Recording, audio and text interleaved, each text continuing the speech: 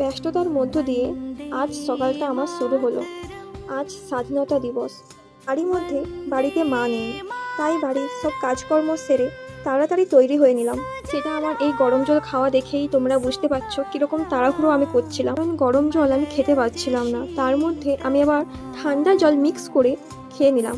ওটা অ্যাকচুয়ালি গরম জল না, ওর মধ্যে অনেক পাতা, তুলসী পাতা, গোলমরিচ, লবঙ্গ, দারচিনি এসব দিয়ে ফোটানো ছিল।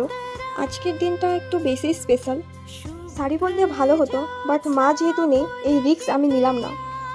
দেন আমি চললাম আমার গন্তব্যস্থলে, বাট সেখানে দেখলাম সখী রানীকে। স্কুলে ডান্স করবে বলে একদম রেডি হয়ে চলে গিয়েছিল। তারপরে আমি চলে আসলাম স্কুলে। সেখানে যেই আমাকে শুনতে হলো আমি কেন শাড়ি পরে যাইনি। দেন এদেরকে দেখার পরে এদের দিক থেকে আমি চোখ ফেরাতে পারছিলাম না, এত সুন্দর সবাইকে লাগছিল। বাচ্চাদেরকে লাইনে দাঁড় করানো হচ্ছিল প্রভাত ফেরির জন্য, সেটাও শুরু হয়ে গিয়েছিল। এদের মধ্যে এত আনন্দ দেখে সত্যিই মনটা খুব ভালো হয়ে গিয়েছিল।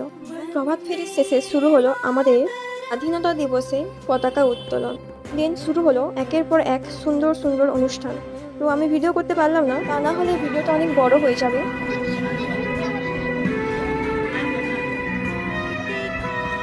আর এরা টুইন সিস্টার, তাই এদেরকে আমি জিজ্ঞাসা করছিলাম তোমার নাম কি, কে বড় কে ছোট। মৌ, বিষ্ণু আর মৌ।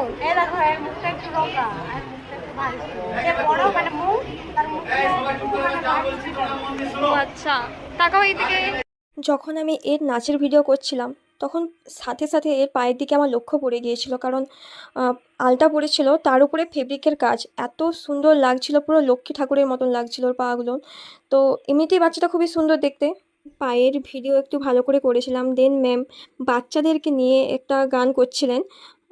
অনুষ্ঠান শেষ হয়ে যাওয়ার পর আমি ফটাফট বাড়ি চলে আসলাম। আমার ছবিটা আনকমপ্লিট ছিল, কমপ্লিট করলাম, কিছু ভিডিও করে নিলাম। ভিডিও করার পরে আমি বাড়ি ফেরার পথে ক্লাস করালাম, ক্লাস করিয়ে বাড়ি চলে আসলাম। এইভাবেই আজকের সুন্দর দিনটা কাটলো।